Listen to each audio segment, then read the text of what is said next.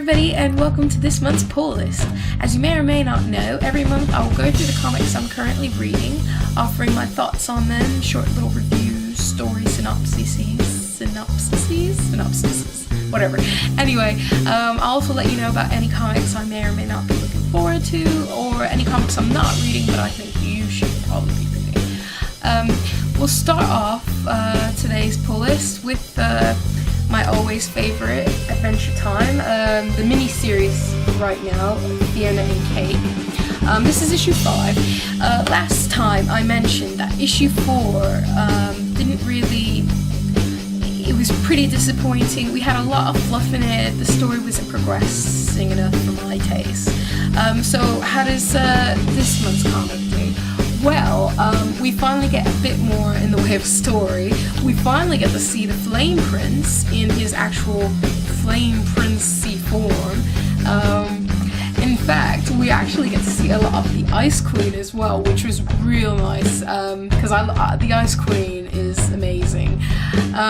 Basically, Fionna, Cake, and the Flame Prince travel to the Ice Queen's lair to try and persuade her to remove the ice crystal from the Flame Prince, which will cause him to morph into his weak little cute form again.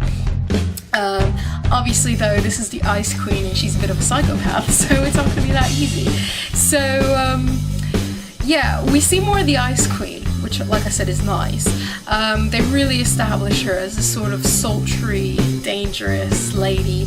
Her design, I love her design. She's really curvaceous and she's really sassy, and it just oozes off the page when you're reading. And even though the Flame Prince is supposed to be the focus of this comic, we don't really see a lot of development on that side of things, but we do see more develop between Fionna and the Ice Queen and their sort of,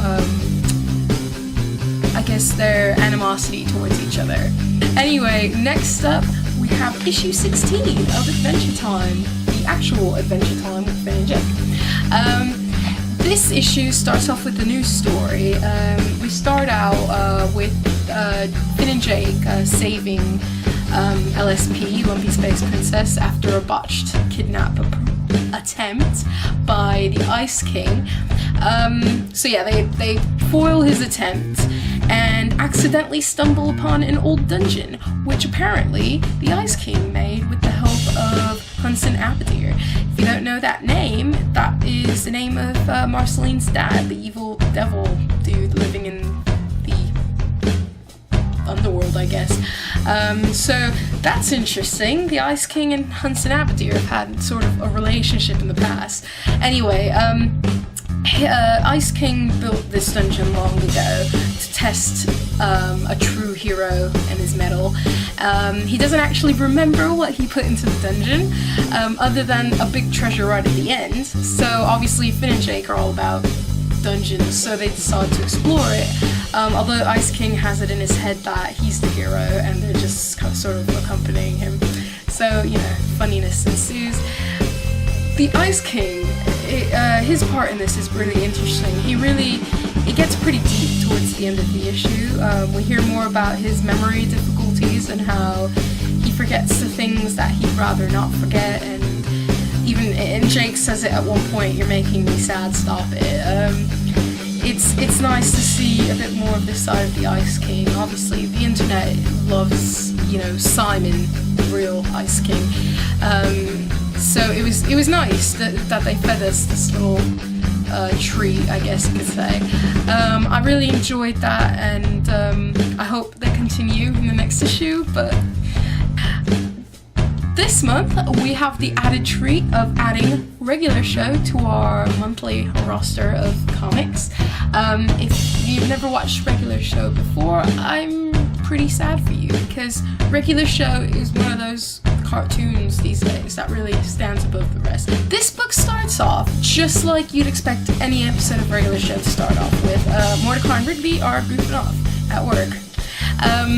In the meantime, there's a benefit concert going on in the park, and the music is pretty crappy, so Muscle Man intervenes and decides to throw a huge mosh pit. Now, as you know, nothing ordinary ever happens in the regular show world. So when he throws this mosh pit, he opens up a portal and awakens an ancient beast underground. And obviously, you know, this is where the action begins. And this is where this issue ends. This comic reads just like the cartoon. It should be noted. As I was reading it, I could hear all of their voices in my head. The scriptwriter got it, you know, right to it, down to a T. It was really good how he wrote the characters. They're very much themselves. As for the art style is so good. I really like it. It's really wacky. The lines are everywhere. Rather than just copying this show's art style, they've gone with their own. And I feel like it really works because when there's an action scene or something sort of crazy is happening, the art is just so loose and it's so crazy and it just jumps out and pops out at you. It's really nice to look at, never mind read. So regular show, very good, and I will be keeping up with this every month. Our next comic book is always a pleasure, Bravest Warriors, issue number 9.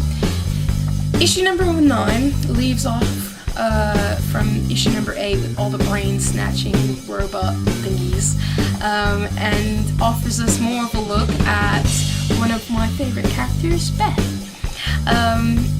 We could all use a bit more of Beth, and especially me because I have a huge crush on Beth. So the plot on this issue focuses on Beth. Basically, she wakes up in the middle of the night with a really strong urge to smooch people. Don't we all at some point in our lives? So basically this issue is about the main female lead waking up and wanting to make out with somebody. And then we find out that Wallow, he's the big chubby guy with the robot AI arm, I don't know, whatever. We find that he's also a smooch fiend because in the middle of the night, as she's walking around looking for somebody to smooch with, Beth discovers him engaged with 3 other women. Woo! It's getting a bit raunchy in here. Needless to say, this issue is a lot of fun. It made me smile reading it all the way through. It's not very often that you have girls kissing girls in such a cartoony style, but you get that here. I'm not going to tell you much more than that. You'll have to read it. It's all a bit tongue-in-cheek, and it's done very innocently. It sounds raunchier the way I'm describing it than it really is. It's innocent. It's Bravest Warriors. It's just a more adult Adventure Time, like I've said in the past. This issue could have gone in many directions, and I'm glad it went in the one it did. So moving on, we go to a bit more of a darker scene with Dungeons & Dragons Forgotten Realms Cutter issue 3. That's a mouthful, isn't it? Okay, carry on from issue 2, we rejoin Doomwell, I think that's how you say her name. I can't. R.A. Salvatore, I can't even say his name. His characters are very difficult to pronounce. But yeah, anyway, we rejoin our female lead as she's fleeing from her family and from the orcs she attacked in the last issue. She's got that possessed sword, Kazidie? It's called Cutter. Anyway, her sword Cutter is it's forcing her to sort of go on this bloody killing spree, whatever crosses her path really. She's seeing images of death and destruction, and she's sort of it's trying to mentally control her basically. We start to see her father here's another name I can't pronounce. Tucson, I don't know. Anyway, we start to see that he knows a bit more than he's letting on. I think he knows what's going on and what's happening next, but he's not letting anybody else in on it, not even his wife, who, by the way, is still hunting for Doomwell. I'm gonna call her Doomwell. We okay with that? Okay, let's call her Doomwell. I could call her D for short, but anyway, Doomwell, the main lead. Anyway, her mom is still looking for her, and her dad knows where she's going. Okay.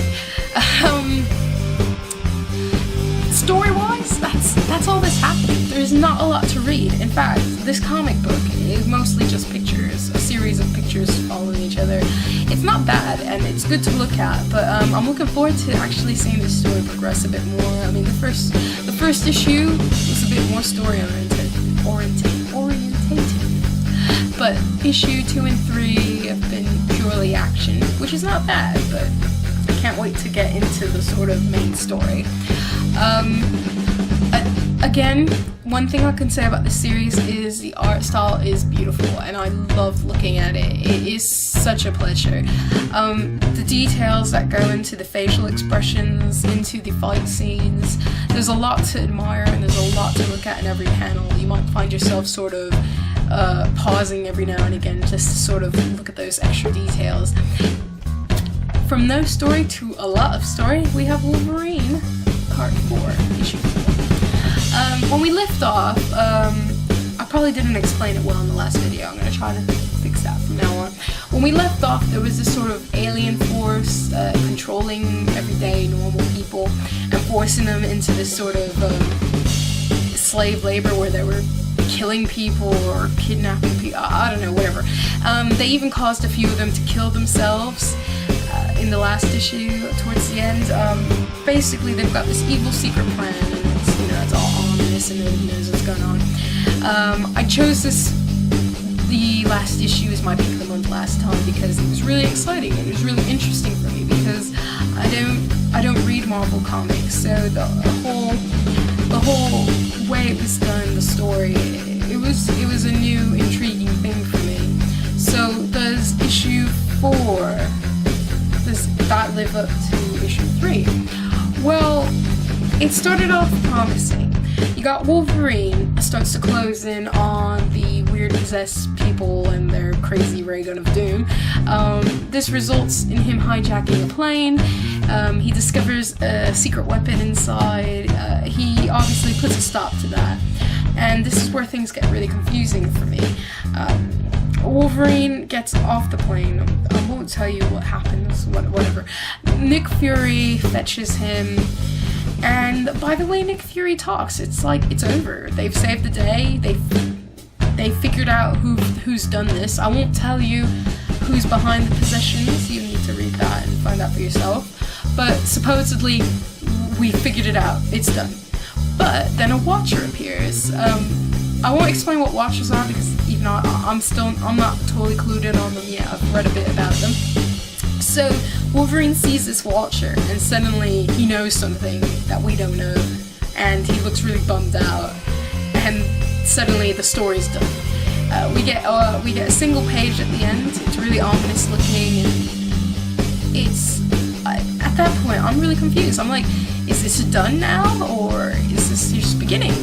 It seems like they're wrapping it up, but to be fair, they are wrapping up this story arc and they're moving on to the new story arc. This story arc was called Hunting Season, and the next one is going to be called Drowning Logan. If that isn't ominous and foreboding, I don't know what is. So that's it for my monthly 6 comics. I figured I'd keep it down to this limit of 6 just so it'd be easier for me to keep track of, and I guess for you guys to keep track of, because this video could go on and on with all the comics we have.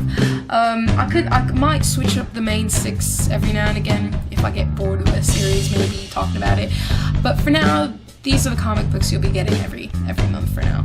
Anyway, it is now time for my monthly comic book pick. Are you looking forward to it? I know I am. So this month's pick is Bravest Warriors. That shouldn't come as a surprise to you. This issue is so much fun to read, and it really sums up everything I love about this series. It's innocent, and at the same time, it's full of so much naughty, tongue-in-cheek fun. It also helps that I really love Beth. So this should come at absolutely no surprise. So check out Bravest Warriors. Check out the rest of these comic books, and I will see you next month with the next pull list. Bye, everybody!